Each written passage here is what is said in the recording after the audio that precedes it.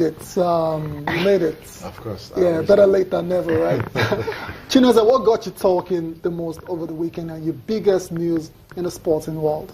Oh, well, Canelo? Canelo, fantastic. I love the. I knew he would beat Jesus. We're not talking of the fights but now, GGG Canelo is what we've been asking for. Is what we're looking for, the biggest fight in boxing that will happen this year, if it should happen. Really? It will happen. By far the biggest fight. Forget about the heavyweights, Cecilia. Well, boxing right now, thanks to Anthony Joshua, though, a little bit of interest back in the heavyweight division. But we know it's been the middleweight since Mayweather, Pacquiao, correct. and all welterweight of them. As well. Canelo, middleweight, welterweight, and light heavyweight. But right now, this is middleweight. GGG, undisputed king of middleweight. For me, knockout artist. Okay, phrase the greatest fight and phrase it as middleweight. Stop saying boxing. Boxing, yes. This year. Yes, the greatest boxing. It will be the biggest boxing fight this year. Simple as that. Okay. That's what it is. If you're a boxing enthusiast, you will know that GGG Canelo will be the biggest fight this year, the most anticipated. It's been, I don't think we've waited for any fight aside Mayweather Pacquiao that we knew we're going to wait for a long time. So this is the most anticipated. Canelo he has lost just only one fight to Mayweather, of course. Why Triple G has not lost any fight at all, and his knockout percentage is over 95%. Incredible stuff. So September 16th, we get to see the most anticipated fight not of all time. I just hope nothing Scott was. The deal is signed, sealed and delivered. That's what I'm saying. I just hope nothing Scott was. Canelo no injury. Usually, you can have your biggest fight of the year. I know GGG is ready. Yeah. Is Canelo ready? We'll be fine. He came out to say it. He has talked the talk. Let's see if he will. We'll be fine. Nothing's going to scuttle this particular biggest fight of the year.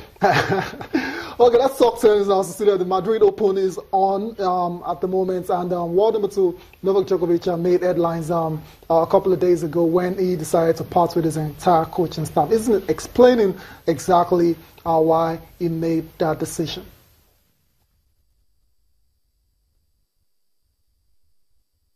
I'm constantly trying to improve and to get better. Obviously, I've been very fortunate to experience the upwards direction of my career ever since I've started, and so this is now a different direction a little bit. In the last 6 months I haven't had too many of great results, and that's why I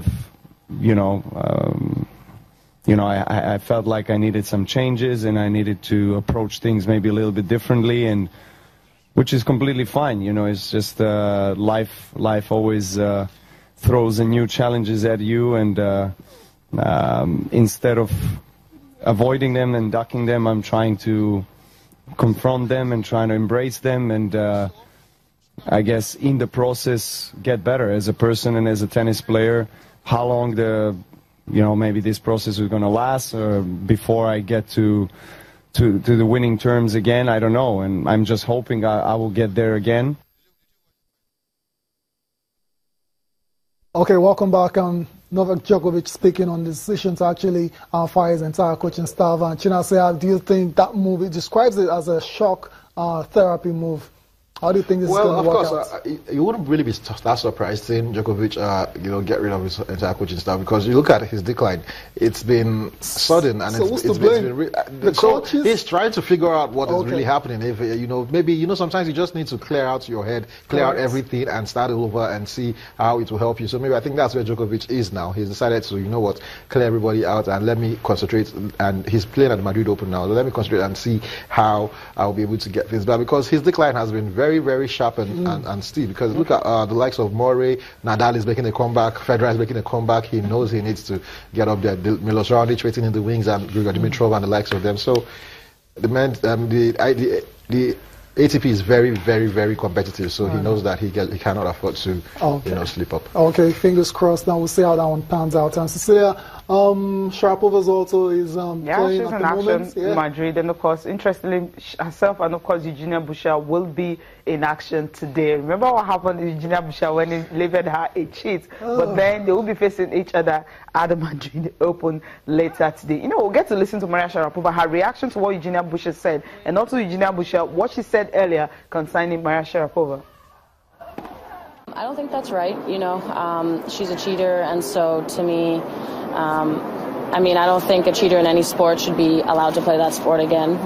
You know, it's so unfair to all the other players who, you know, do it the right way and are true. So, yeah, I think from the WTA it sends the wrong message to young kids. You know, cheat and we'll welcome you back with open arms. So I don't think that's right, and you know, definitely not someone I can say I look up to anymore, because it's definitely ruined it for me a little bit.